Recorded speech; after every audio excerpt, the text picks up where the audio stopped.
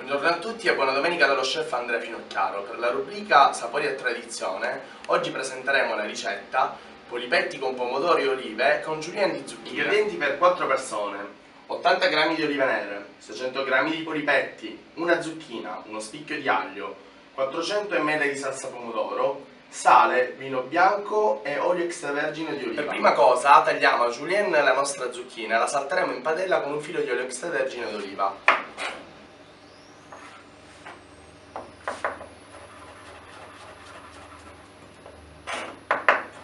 Allora, per la nostra zucchina leggermente appassita ma non cotta, dunque rimasta croccante, aggiungiamo un pizzico di sale, spegniamo e la riserviamo da parte. Allora, nella stessa padella mettiamo il nostro spicchio di aglio schiacciato, lo aggiungiamo all'interno, facciamo soffriggere e nel contempo tritiamo il nostro prezzemolo.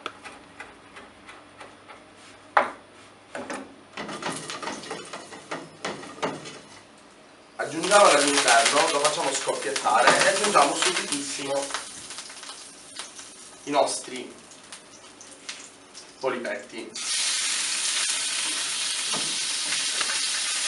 facciamo rosolare a fuoco basso e aggiungiamo il vino bianco. Facciamoli sfumare e cucinare per bene fino a quando il tutto non sarà evaporato. Allora, appena vediamo che il nostro vino si è ritirato per lo più della metà, aggiungiamo le nostre olive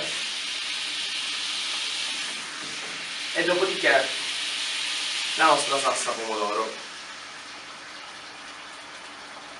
Mescoliamo e facciamo cuocere tutto lentamente per altri 10 minuti. I nostri polipetti sono pronti, completiamo con un po' di prezzemolo tritato e procediamo ad impiattare. Mettiamo di base il nostro pomodoro con i nostri polipetti e completiamo infine con le nostre zucchine julienne appassite.